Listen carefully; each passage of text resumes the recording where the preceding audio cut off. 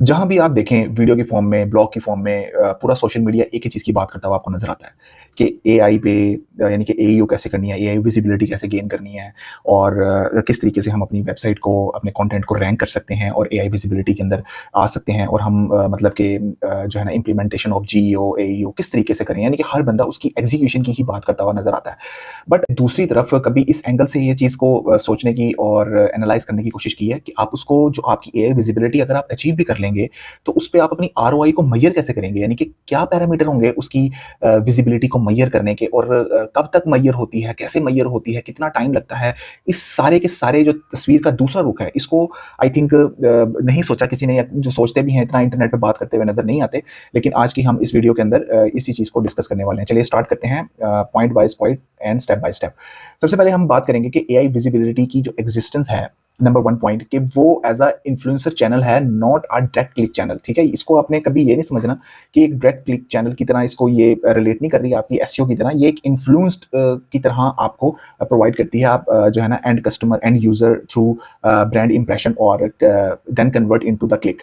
अगर मैं आपको आसान अल्फाज में समझाऊँ कि एआई सर्च यानी कि ChatGPT, Gemini, perplexity traditional Google search की तरह डायरेक्ट लिंक्स या क्लिक पर काम नहीं करती। ये एक बिलबोर्ड की तरह काम करती है, जहाँ एआई यूज़र के रिस्पॉन्स में आपका ब्रांड दिखाकर एक यानी कि यूज़र के माइंड को चेंज करता है और बाद में यूज़र यानी कि बहुत दफ़ा मेरे साथ भी ऐसा ही हुआ है कि हम जब भी कोई क्यूरी के अंदर किसी ब्रांड की एग्जिस्टेंस को देखते हैं, तो हम मोस्ट एक तो अव्वल तो इसका इम्पैक्ट डायरेक्ट हमारे ऊपर ये आता है कि हम देख के एक तो बहुत ज़्यादा ये हैरान हो जाते हैं, यार देखो ये बहुत बड़ा ब्रांड हो गया, बहुत बड़ी वेबसाइट होगी, बहुत ज़्यादा जो है ना अच्छा कंटेंट लिखने वाली वेबसाइट और इन्फॉर्मेशन प्रोवाइड करने वाली सर्विसेज है या वेबसाइट है जो कि एआई के अंदर आ रही है। तो हम डायरेक्ट लाज़मी जाके या मोस्ट प्रैक्टिस के अंदर जो है ना अपनी रिक्वायरमेंट को पूरा करने के लिए हम सर्च इंजन पे जाके उस ब्रांड को सर्च करते हैं और देन विजिट करते हैं। तो ये एक इम्पैक्ट होता है।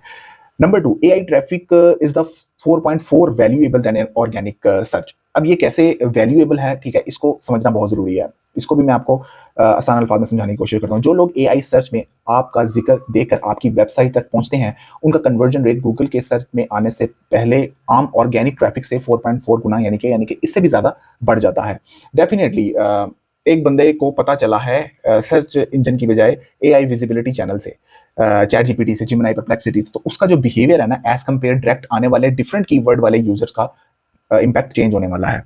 Point number 3, the fourth layer matrix chain for measuring the ROI. अब हम मेन टॉपिक के पे बात करते हैं कि किस तरीके से आप इसकी जो मेजरमेंट है वो आप करेंगे अपनी एआई विजिबिलिटी की। एआई विजिबिलिटी का जो आरओआई है प्रूव करने के लिए आपको 4 अलग-अलग स्टेजेस को समझना पड़ेगा, 4 अलग-अलग लेयर्स को जो है ना समझकर उसके सीक्वेंशियल ऑर्डर में जो उसकी कनेक्टिविटी है, उसको एक कंप्लीट ट्रैक के मुताबिक ही उसको लेके जाना पड़ेगा। नंबर 1, सबसे पहले बात आती है विजिबिलिटी लेयर की, जिसके अंदर AI mention, citation, share of your voice and prompt coverage होती है। Number 2, demand layer, AI referral traffic, branded search growth और डायरेक्ट ट्रैफिक। ये आप इस प्रोसेस से आपकी जो वेबसाइट है या कंटेंट है इस तरीके से आपका अपीयर होता है। देन कन्वर्जन लेयर के अंदर AI assisted lead, qualified lead and demo request पे वो जाता है यूजर, आपका जो फनल जो बन रहा है layer by layer. And then revenue layer, close revenue, contract value and gross profit. End पे जाके इस तरीके से वो आपका जो कंप्लीट यूजर जर्नी है वो सम अप होती है, आपका यूजर एंड इस तरीके से ट्रैक होकर आपके पास आता है। तो ये एक layer by layer complete process चलता है आपकी एयर विजिबिलिटी की जो आरओआई है उसको मेजर करने का। Point number 4, the time lag factor. अब टाइम लैग फैक्टर क्या हो सकता है, यानी कि इसको करने में कितना टाइम लग सकता है, कितने दिन रिक्वायर्ड हो सकते हैं। मतलब कि हर एक बिजनेस नीश का और हर एक इंडस्ट्री का डिफरेंट इम्पैक्ट होता है, बट फिर भी एक अप्रोक्सीमेटली टाइम कितना लग सकता है, चलिए हम उसको देखते हैं और समझने की कोशिश करते हैं। एआई विजिबिलिटी पर काम करने से पहले मतलब कि यानी कि अगर आप उस पे जब एग्जीक्यूट कर रहे हों तो कुछ दिन नहीं बल्कि कुछ महीने रेवेन्यू को मतलब कि एग्जीक्यूट होने में और आप तक पहुंचने में लग सकते हैं। रियल फाइनेंशियल इम्पैक्ट आने में कुछ टाइम लगता है। अगर हम इसको टाइम टू टाइम स्लॉट के हिसाब से सेट करें टू डे वाइज, तकरीबन 1 मंथ और 45 डेज के अंदर आपकी साइटेशन और एआई मेंशन की मूवमेंट थोड़ी बहुत आना शुरू होती है, बशर्ते ये कि आप उसके मुताबिक अपने काम को अंजाम दे रहे हो उसके उस स्टैंडर्ड्स के मुताबिक, देन आएगी। अगर आप उसको समझने में ही काफी ज्यादा टाइम लगा रहे हो तो फिर ये टाइम स्पैन और ज्यादा लंबा हो जाएगा। 30 to 60 डेज के नेक्स्ट इम्पैक्ट जो है वो आएगा आपका एआई रेफरल ट्रैफिक और गूगल पर आपको ब्रांडेड सर्च जो है ना बढ़ती हुई जो है ना कुछ नजर आएंगी आपकी सर्च इंजन के हवाले से। देन आपका जो एआई विजिबिलिटी का टाइम स्पैन है 70 टू 90 एंड 100 डेज, पाइपलाइन में आने वाले नए लीड्स और डेमो रिक्वेस्ट आपके ऐड होते हुए नजर आएंगे। देन अगर इस टाइम स्पैन को और मजीद एक्सटेंड कर दिया जाए तो अप्रोक्सीमेटली 180 डेज और 200 डेज अप्रोक्सीमेटली 6 7 to 8 मंथ के अंदर financial close deal, actual revenue और रियल आरओआई कंफर्म होता है। ये एक कोई स्टैंडर्डाइज्ड वो नहीं है, ये बहुत सारे चीजों के ऊपर डिपेंड करता है, नंबर ऑफ टीम पे, जो आपकी नीश है जिस पे आप काम कर रहे हो उस पे, आपकी जो टारगेट ऑडियंस है उसके ऊपर, आपकी जो टारगेट लोकेशन है, कंट्री है उसके ऊपर। तो बहुत सारी चीजें जो है ना वो मैटर करती हैं। कोई स्टैंडर्डाइज्ड बेंचमार्क नहीं है कि इसी तरीके से ही होता है, बट नॉर्मली इस तरीके से यानी कि वो चलता है। पॉइंट नंबर 5 के अंदर the 5 steps framework to prove AI revenue. अब ये 5 स्टेप्स हैं जिसमें आप अपने एआई रेवेन्यू को प्रूफ कर सकते हैं। कंपनी का रेवेन्यू में एआई का कितना इंपैक्ट होता है ट्रैक और वेरीफाई करने के लिए 5 स्टेप्स का प्रैक्टिकल कंप्लीट मैं आपको बताने लगा हूं। स्टेप नंबर 1, आपने किस तरीके से उसको प्रूव करना है आपकी अपनी एआई विजिबिलिटी के रेवेन्यू को। सबसे पहले बेस लाइन प्रॉम्प्ट को आप ट्रैक करना शुरू करें। पहले 5 से 10 कोर बायर प्रॉम्प्ट जो है ना वो चूज करें अपनी मौजूदा एआई पोजीशनिंग रिकॉर्ड करने के लिए।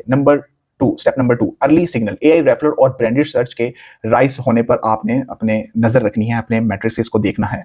Step number 3, self reported data. Definitely हर कंपनी पूछती है कि आपने ये लीड कहाँ से, यानी कि लीड फॉर्म के जरिए जो है ना वो पूछते हैं कि आपको कहाँ से पता चला, तो वो चीज़ आपने अपने सिस्टम में ऐड करनी है। Step number 4, GA4 and CRM setup. GA4 में नया AI assistant default channel group active करें और CRM के अंदर एआई सोर्स लीड टैग को ऐड करें। Step number 5, sale call feedback. जो आप सेल पे काम कर रहे हैं अपनी सारी वर्किंग, तो उसको सेल पे भी आप फीडबैक लेके उसको भी आप अपने डाटे को अपडेट करके जो है वो अंदाजा अपने आरओआई का लगा सकते हैं। Point number 6, simple formula of calculating the AI visibility ROI. ठीक है, आप ये कुछ जो है ना वो नहीं है, स्टैंडर्ड नहीं है, बट इस तरीके से आप उसको कैलकुलेट कर सकते हैं फार्मूले को कि मतलब कि अगर मैथमेटिकल इक्वेशन के अंदर आप उसको डाल के मैयर करना चाहो तो किस तरीके से होगा। रेवेन्यू का फार्मूला सिंपल है, AI referral visits multiply by conversion rate multiply by average order value को आप करेंगे, और अगर इसको फार्मूलेटिक फॉर्म में लिखें तो profit from AI visibility minus AI visibility cost divided by AI visibility cost multiply by 100। तो देन आपका जो है ना वो आरओआई निकल करके सामने आ जाएगी। तो ये सारा का सारा ट्रैक पाथ है और ये सारी की सारी जो है ना स्टेप्स हैं, ये सारे के सारे जो है ना वो फ्रेमवर्क्स हैं, मेथड्स हैं, जिस तरीके से आप अपनी एआई विजिबिलिटी की जो आरओआई मेजरमेंट्स है उसको ट्रैक कर सकते हैं, उसको कैलकुलेट कर सकते हैं और प्रेडिक्ट कर सकते हैं, और उसकी इवैल्यूएशन से आप अपने मैट्रिक्स को इंप्लीमेंट सही जगह पे कर सकते हैं। उम्मीद करता हूं आपको ये वीडियो पसंद आई होगी। जैसी मजीद वीडियोस के लिए मुझे फॉलो करें, सब्सक्राइब करें, एंड थैंक्स फॉर वॉचिंग।